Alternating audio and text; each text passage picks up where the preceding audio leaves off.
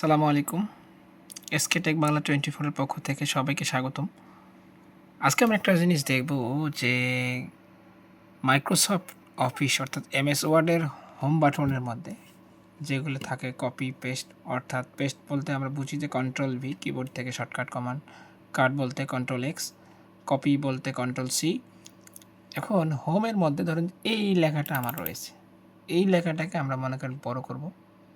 তাহলে দেখুন আমি এক ক্লিকেই বড় করতে পারছি। দেখেন পরিবর্তনটা খেয়াল করেন, বড় হচ্ছে। আবার এখান থেকে আমি অর্থাৎ আপার কেস লোয়ার কেস, যদি আমি এখানে হাত দিয়ে ধরি তাহলে এখানে একটা জিনিস দেখবেন যে আপার কেস অথবা লোয়ার কেস হচ্ছে। এটা একটা জিনিস। আচ্ছা, কোনো কিছু ফেরত আনতে আনডু করবেন। তারপরে ধরুন যে এখান থেকে আপনি ফন্ট চেঞ্জ করতে পারবেন। ফন্ট অনেক ধরনের আছে, দেখুন পরিবর্তনটা। হ্যাঁ, বোল্ড করেন, মোটা করেন, কালার দিতে চান যদি, যেন আমি এটা রং দিব। কালার সাধারণত দুই প্রকারের, একটা হচ্ছে আপনার ফরগ্রাউন্ড কালার, একটা হচ্ছে ব্যাকগ্রাউন্ড কালার। সেই জিনিসটাও দিতে পারবেন বা দেখতে পারবেন। এখন এখানে ধরুন যে আপনি আরও অ্যালাইনমেন্টগুলো করতে পারবেন। এটা বর্তমান সেন্টারিংয়ে রয়েছে, সেন্টার অ্যালাইনমেন্টে রয়েছে।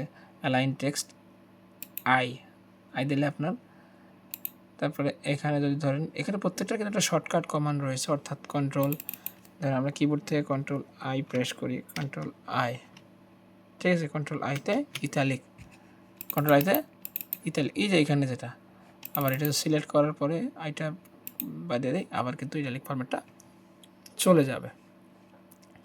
ফন্টের সাইজ এখন 48 রয়েছে, 72 করলাম। এই দেখুন, এটা বাদ দিই।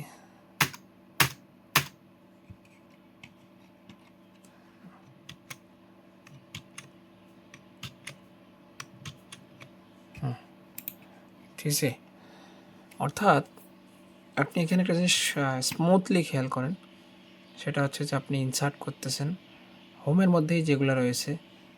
হ্যাঁ, এদের ফন্টটা কিন্তু আমরা মোটামুটি একটা সুন্দর ফন্ট দিয়েছি। আপনি চাইলে এই ফন্টে একটা টাইটেল দিতে পারবেন।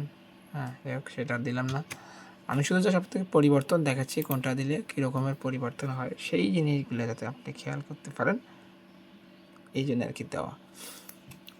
তারপরে ধরেন যে আপনার এখানে ফন্ট দিলেন, আপনার ধরেন যে আমরা এখানে একটা জিনিস লিখবো যে লোয়ার কেস আপার কেস, অর্থাৎ ধরেন যে H2O পানির যে বৈজ্ঞানিক নাম, এই 2, তারপরে আবার কিন্তু ও, তাহলে এটা দিব না, এটা সিলেক্ট বাদ দিলে ও, ঠিক আছে, H2O। এখন আপনি চাইলে এটা মনে করেন যে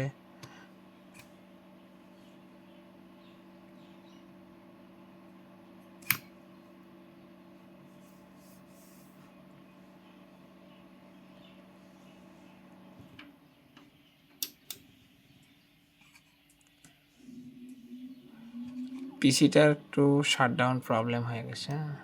তাই পিসিটা আবার অন হয়ে গেছে, অটোমেটিক রিস্টার্ট নিছে আর কি। অর্থাৎ স্মুথলি আপনি যদি কোনো অফিসিয়াল প্রোগ্রামে কাজ করতে যান, মাস্ট বি আপনাকে মাইক্রোসফট অফিস প্রোগ্রাম জানা লাগবে। ওইখান থেকে আবার চলে এলাম, তাহলে আপনি এই দুটো আমরা কেটে দিই, এই দুটো আমাদের দরকার নেই। H2O, তাহলে পানি, ঠিক আছে, তাহলে ভারী পানির সংকেত হচ্ছে ডি, আবারও সেমভাবে 2O, ওকে, ও, অর্থাৎ আপনি যখন লোয়ার কেস নেবেন না তখন ওকে। দেখেন এন একটা জিনিস, ধরেন যে আমরা লিখতেছি সূত্র এ, তারপরে আমি উপরে দেব এ স্কোয়ার, তারপরে আবার এটা সিলেক্ট বাদ দেন, প্লাস 2ab প্লাস বি, সেমভাবে আবার এখানে স্কোয়ার, না হয়নি, অর্থাৎ বি লেখার পরেই ওইটা সিলেক্ট করতে হবে, করে দিতে হবে, ঠিক আছে। A square plus 2ab plus b square সমান a plus b whole square. অর্থাৎ আমরা যদি সূত্র জগতে কাজ করি সেটা জাস্ট দেখালে আমাদেরকে আমি, এটা আপনি করতে পারবেন। হ্যাঁ, তো এইগুলা মূলত এইভাবে কাজ করে। এখানে আপনি নাম্বারিং করতে পারবেন, ধরেন যেখানে নাম্বারের বিভিন্ন স্টাইল রয়েছে, নান, এরকম স্টাইল রয়েছে, আপনি যেটা ভালো লাগে সেটা করতে পারবেন। সিরিয়ালি করতে পারবেন, অর্থাৎ আমরা যখন নৈরব্যক্তিক ক্রিয়েট করব বানাবো সেক্ষেত্রে একটা, আবার যেভাবে আপনার ভালো লাগে মূলত প্যারাগ্রাফ, হেডিং, সাব হেডিং যেটাই করেন, এই জিনিসগুলোর যে ব্যবহারটা, অর্থাৎ আপনি যদি আমরা আবারও একটু ইনসার্ট করি যে এখান থেকে ফন্টের স্টাইল, ফন্ট সাইজ, কন্ট্রোল বিতে বোল্ড, অর্থাৎ বিতে বোল্ড, আইতে ইতালিক, ইউতে আন্ডারলাইন, আন্ডারলাইনটার পরিবর্তন দেখেন যে এটা দিলে আন্ডারলাইন বোঝাচ্ছে। হ্যাঁ, তারপরে আপনার আছে ধরেন যে এই লেখাটা আপনি কাটা করবেন, এই যে এবিসিতে সিলেক্ট করে দেন, কাটা হয়ে গেছে। হ্যাঁ, এই যে জিনিসগুলা রয়েছে এটা মূলত এই ব্যাপারটাতে আপনি ক্লিয়ার আর কি জানতে পারবেন, বুঝতে পারবেন।